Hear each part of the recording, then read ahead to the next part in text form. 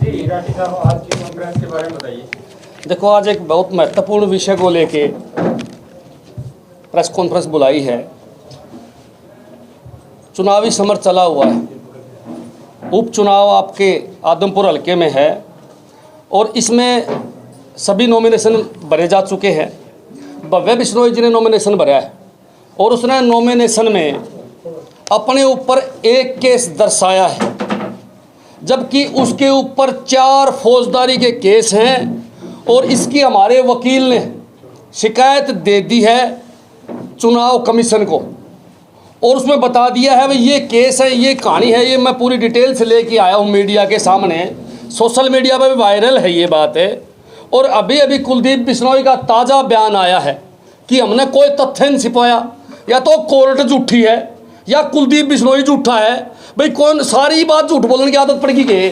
देखो एक बड़ी बात देखो भाई, ये फार्म पर रखे, ये एफिडेविट है, इसमें एक केस दर्शाया है, जबकि ये कोर्ट का नोटिस है, इसमें 4 केस, ये 4 केस दर्शाए जिनके नंबर बता सकता हूँ मैं आपको। ये भव्य बिश्नोई पर केस है फौजदारी के, जिसमें 7 साल तक की सज़ा का प्रावधान है और 13 दिसंबर की तारीख है जो पेंडिंग है अभी इन केसों की।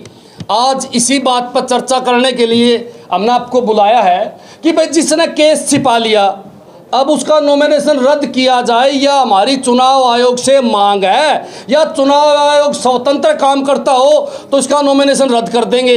अगर स्वतंत्र काम नहीं करता होगा, सरकार के दबाव में काम करता होगा, तो इसको बचाने का काम करेंगे। यही बात दिखाने के लिए भाई सारा सोशल मीडिया में ये बात चल रही है और सारी जगह ये बात चल रही है। कुलदीप बिश्नोई का अभी हमने बयान सुना है कि भाई वो कहा है कि हमने तो कोई बात बोली नहीं, हमने तो भाई जो केस थे वो सारे दिखाए हैं। यानी कि बात को गोल मोड़ करने लग रहा है, झूठ बोलने लग रहा है अपने बयान में। और भाई बात सुन लो, ये आदमपुर की जनता देखने लग रही है। आम आदमी पार्टी का प्रत्याशी चुनाव जो है विकास पे लड़ने लग रहा है, स्कूल हॉस्पिटल पर लड़ने लग रहा है, जबकि कुलदीप बिश्नोई जी आपने पता है भाई साहब सेटिंग करके चुनाव लड़ने लग रहे हैं। आज बहुत बड़ी पोल खोलने के लिए हम आपके बीच में आए हैं। सत्येंद्र सिंह विकास के नाम पे चुनाव लड़ने लग रहे हैं, आम आदमी पार्टी विकास के नाम पे चुनाव लड़ रही, स्कूल के नाम पे, हॉस्पिटल के नाम पे, जबकि कुलदीप बिश्नोई सेटिंग से चुनाव लड़ने लग रहा है। आपको पता होना चाहिए कुलदीप बिश्नोई ने इनेलो से सेटिंग करी है, इनेलो के साथ साठ गांठ करके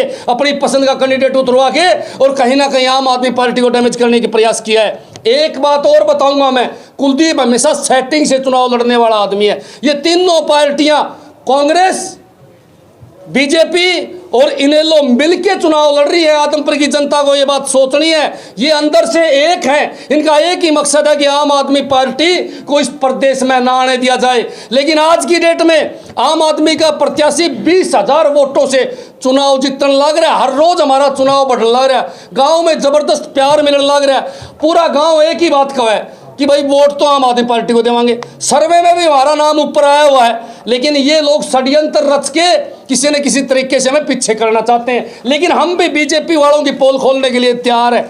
आपको मैं एक बात बताना चाहूँगा भाई, बात सुन लो। आज ऐसी बात बताऊंगा कि बीजेपी वाला ने रात में नींद नहीं आवेगी। अरे भाई सवाल जनता पूछे, सवाल हम पूछा, हम जनता के नुमाइंदे हैं, आपके माध्यम से सवाल पूछा। हाँ, कि कुछ दिन पहले सोनाली फोगाट का मर्डर हुआ था भाई। सोनाली फोगाट एक बीजेपी की नेत्री थी, उसका मर्डर हुआ और उस मर्डर को कहीं ना कहीं दबाने का प्रयास चल रहा है भाई। एक बात बताओ, एक चिट्ठी आई 1.5 महीना पहले, और चिट्ठी को जब घरवाला ने पुलिस को दिखाई तो पुलिस बोले रोड़े ना मचाओ, दिखा मत दियो, मीडिया ने मत बता दियो, नाश हो जाएगा। को नहीं बताई जी उनने। 1 महीने बाद दूसरी चिट्ठी आ गई, फिर उन्होंने बोले जी एक और आ गई के करा, तब उन्होंने वह चिट्ठी सार्वजनिक करी और उस चिट्ठी में बीजेपी के नेताओं के नाम है। और वो चिट्ठी आए 25 दिन हो गए, अभी तक बीजेपी नेताओं ने कोई प्रतिक्रिया नहीं दी है। न नू कही कि चिट्ठी झूठी है, न नू कही कि ये नेता सच्चे हैं। कोई सीबीआई ने उनको नोटिस नहीं भेजा है अभी तक पूछताछ के लिए। भाई रोड़ा के है, कहीं ना कहीं तो दाल में काला, बोलने क्यों नहीं लग रहे?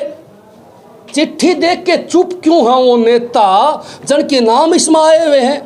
अगर चिट्ठी किसी ने गलत डाली है तो हमारी मांग है उसको पकड़ो, और चिट्ठी सही है तो इन बीजेपी नेताओं से भी पूछताछ होनी चाहिए, जिनका नाम आया हुआ है उनकी भी इंक्वायरी होनी चाहिए, उनकी कॉल डिटेल निकलवाई जाए और उनका नार्को टेस्ट भी करवाया जाए। इसका मतलब तो ये है कि इसमें गहरा षड्यंत्र है जो जनता के सामने आना चाहिए। आज जो पब्लिक के सामने वोट मांगने लग रहे हैं कुलदीप जी, भाई साहब आदमपुर के किसी घर में शोक मनाने के लिए कभी नहीं जाते पिछले 26 साल में, परंतु सोनाली जी का 6 बार घर आ जाए, जब भी मीडिया वाले पूछे हैं तो एक ही बात कहना ना, शोक खातर आया हूँ, शोक मनाने खातर आया हूँ। ऐसा क्या डर है कि वो उसके घर चक्कर काटने लग रहा है?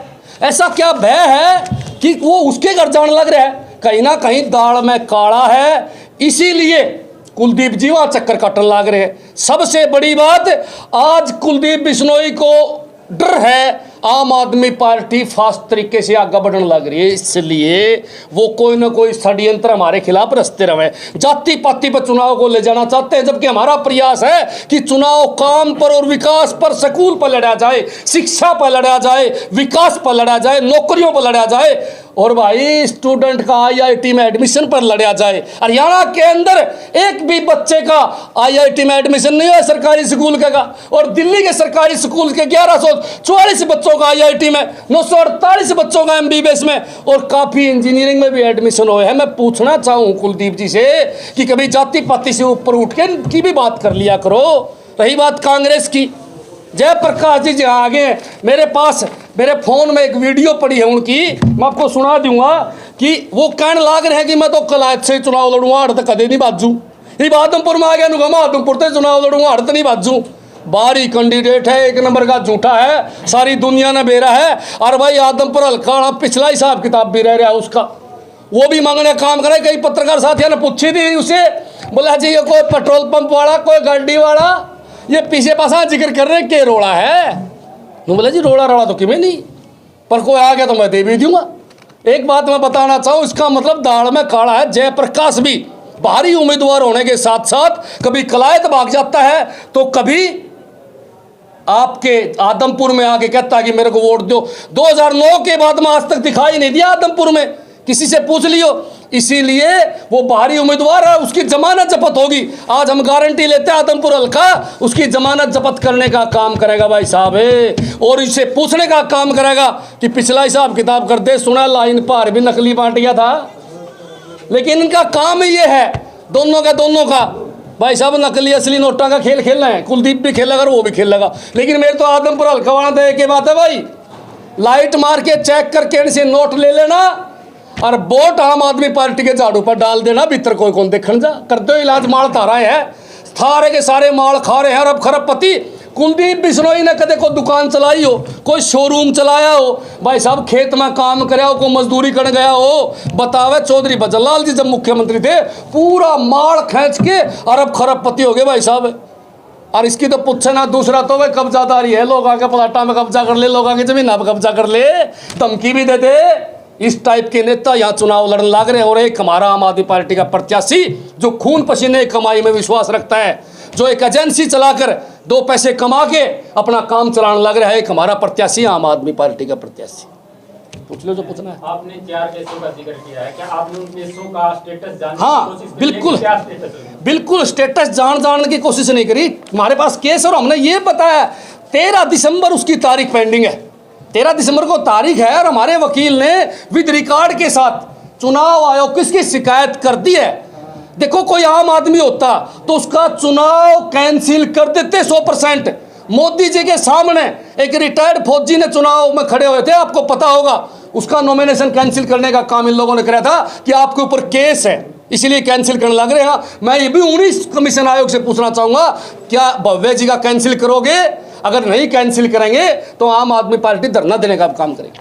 भाई साहब आपने बाहरी उम्मीदवार की बात करी, जेपी खातर अगर बातचीत करा उम्मीदवार तो हमने भी कांग्रेस ने भाई फ्लाइट बुला रखा है, थाराड़े कार्यकर्ता आके कोर्ट था। एक बात मैं बिल्कुल साफ बताना चाहूँ, आम आदमी पार्टी के अंदर जो बीजेपी में कांग्रेस में जो घुटन महसूस कर रहे हो ना, और अच्छे आदमी हो, वो पार्टी में शामिल हो सकते हैं। और आम आदमी पार्टी का बिल्कुल क्लियर एजेंडा है, आम आदमी पार्टी का बिल्कुल क्लियर एजेंडा है। जितने प्रत्याशी होते हैं सभी का सर्वे करवाया जाता है, और सर्वे में जिसका नाम भी ऊपर आता है टिकट उसी को दी जावे है, चाहे वो काल पार्टी में आया हो, चाहे वो 6 महीने पार्टी में पहले आया हो। यहाँ मेहनत करने वाले और ईमानदार आदमी की वैल्यू है, और टिकट आम आदमी नहीं जनता देने का काम करती है जी।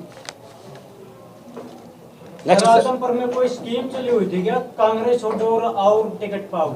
ऐसे है जी, देखो बात सुन लो भाई, कितने बीजेपी छोड़ के कांग्रेस में चले, कुलदीप बिश्नोई से पूछिए, इंडी आडी का डर तो कौन ही आड़ा है। ये तो एक ईमानदार पार्टी है, लोगों का माइंड बन गया, काफी नेताओं का माइंड बन गया कि आम आदमी पार्टी ही भला कर सके, बालक पढ़ा सके भाई साहब।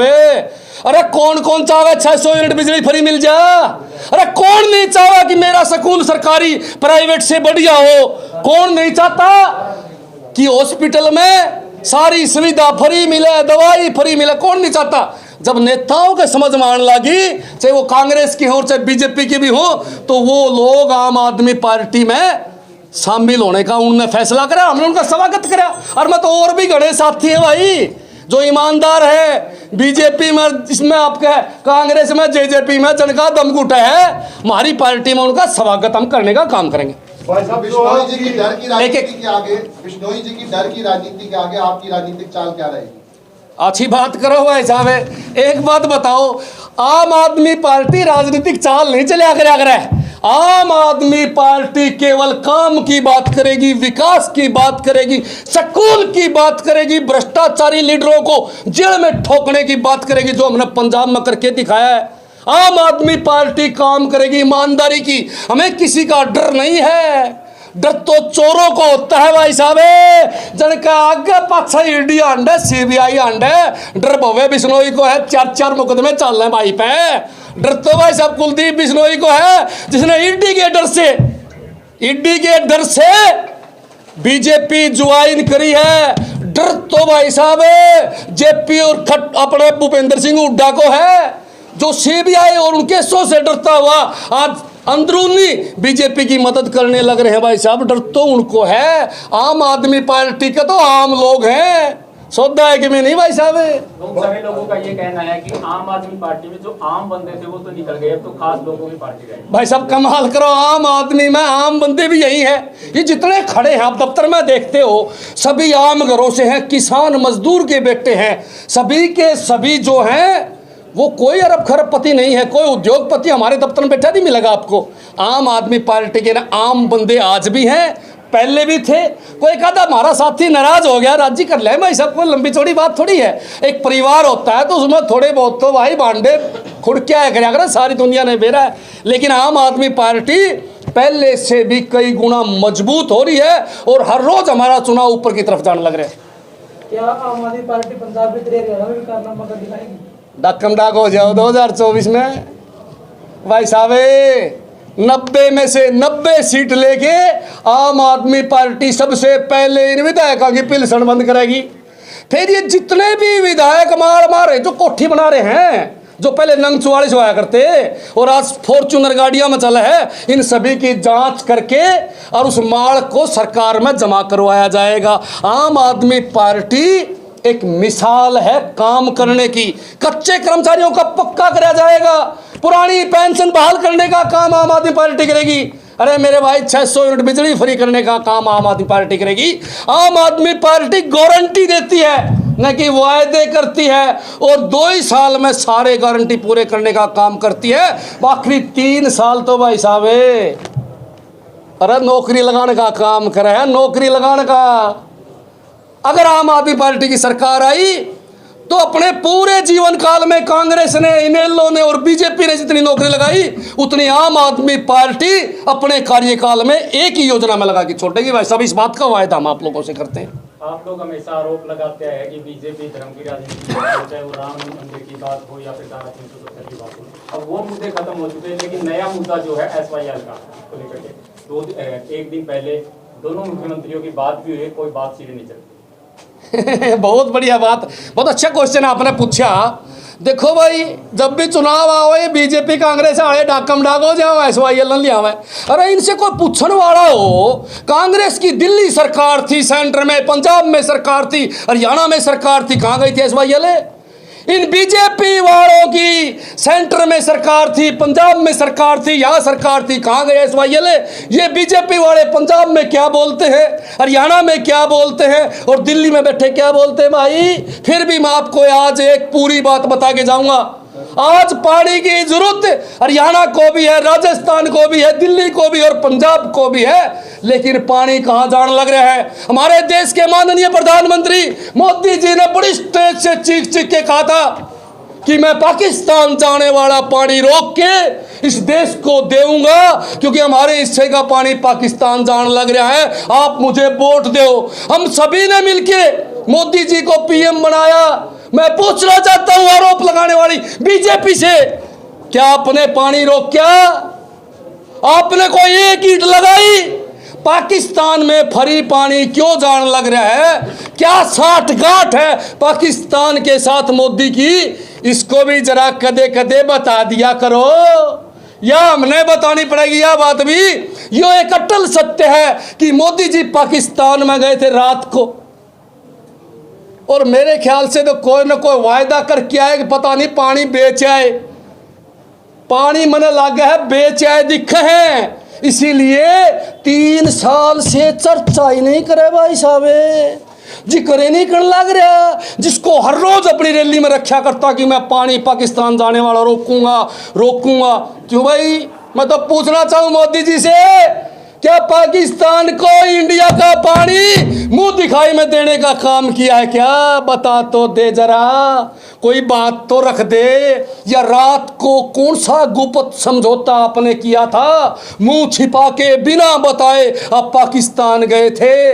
कहीं ना कहीं तो दाल में काना है। अरे जो आदमी कहता है कि मैं सर्जिकल स्ट्राइक करूंगा, जो आदमी पाकिस्तान पर आक्रमण करने की बात करता है, जो आदमी कश्मीर को छीनने की बात करता है, क्या पाकिस्तान में जाने वाला पानी इंपोर्टेड नहीं है? अगर इंपोर्टेड है तो पहले पानी यहां लाओ। अगर पाकिस्तान में जाने वाला पानी रोककर हिंदुस्तान को मिला तो भाई साहब हरियाणा, राजस्थान, दिल्ली, यूपी और पंजाब पानी से लबालब हो जाएंगे। इतना पानी हमारा पाकिस्तान में वेस्ट होने लग रहा है भाई साहब। आपने जेपी को बाहरी कैंडिडेट के नाम से नवाजा है, कहीं आपको डर तो नहीं है बाहरी कैंडिडेट? नवाजा, बाहरी कैंडिडेट, अरे नवाजा के सौदा ही नहीं कि मित्र मेरा नहीं करे, कहा जेपी ने पूछ लिया बता देगा। अभी मेरा फोन पता नहीं कितना पड़ गया, मैं आपने दिखा देता। मेरा फोन किसके पास है भाई? अरे दूसरा फोन भाई, उसमें जेपी जी कहने लग रहा है, जेपी कहने लग रहा है कि भाई मैं कलायत छोड़ के नहीं जाऊंगा। जेपी की खुद की स्टेटमेंट है, मैं आप सभी को व्हाट्सएप पर डाल दूंगा। कलायत में बैठ के और आदमपुर में कहता है कि मैं आदमपुर छोड़ के नहीं जाऊंगा। और फिर इसके तो उदाहरण है, 2009 में आया था, दोबारा दिखा किसी साथी को माइक लेके गामा मान जाओ, या किसी गोडा मोड़ना आया हो, किसी के सुख दुख में आया हो। क्यों भाई? इलेक्शन लड़ने खातर यो खड़ा पा रहा, उसने मनमाजी जोड़ा ठा के आज यार है।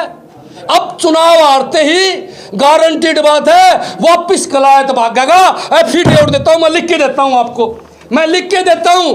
जेपी चुनाव हारते ही कलायत में मिलेगा अगला दिन, आप चाहे कैमरा लेके ढूंढ लियो भाई साहब। इसीलिए हमने कहा हाँ ताऊ जेपी सौदा ही नहीं तेरा, तो जमानत जपत है भाई साहब।